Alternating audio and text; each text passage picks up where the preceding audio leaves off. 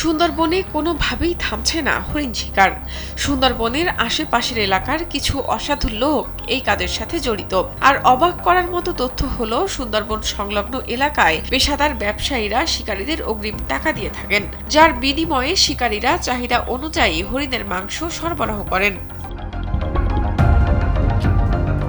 এসব সংঘবদ্ধ শিকারী এবং ব্যবসায়ী চক্রের লোকালয়ে রয়েছে নির্দিষ্ট এজেন্ট। এসব এজেন্টের মাধ্যমে কখনো অগ্রিম অর্ডার, আবার কখনো মাংস লোকালয়ে এনে বিক্রি করা হয়। টাকা বেশি দেওয়া হলে এজেন্টরা রাজধানী ঢাকা সহ দেশের বিভিন্ন শহরে গিয়ে এ মাংস পৌঁছে দিয়ে আসে। ভিশনের ফুলঝুরি মেগা অফারে ফ্রিজ কিনলেই পাচ্ছেন 16 পিসের আকর্ষণীয় গিফট বক্স একদম ফ্রি।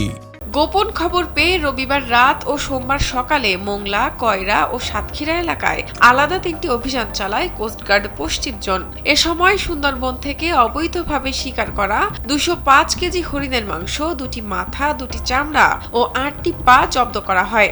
এ সময় মোহাম্মদ বাবু আলম নামের এক হরিণ শিকারীকে আটক করা হয়। কোস্টগার্ড পশ্চিম জোনের অপারেশন কর্মকর্তা লেফটেন্যান্ট তারেক আহমেদ জানান, জব্দ করা হরিণের মাংস, মাথা, চামড়া, পা নষ্ট করতে এবং আটক করা ব্যক্তির বিরুদ্ধে আইনানুগ ব্যবস্থা নেওয়ার জন্য সংশ্লিষ্ট বন বিভাগ ও নৌ পুলিশের কাছে হস্তান্তর করা হয়েছে। সুন্দরবন থেকে অবৈধভাবে শিকারকৃত মোট 205 কেজি হরিণের মাংস, 2টি মাথা, 2টি চামড়া ও 8টি পা সহ একজনকে আটক করা হয়। আটককৃত হরিণ শিকারী মোহাম্মদ বাবুল আলম, সাতক্ষীরা জেলার শ্যামনগর থানার বাসিন্দা।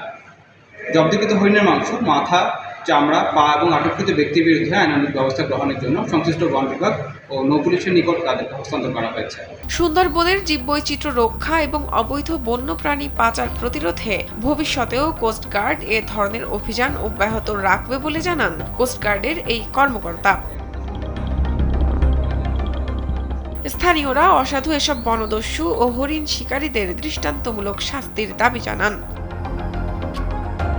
শাহনাজ পারভীন, কালবেলা।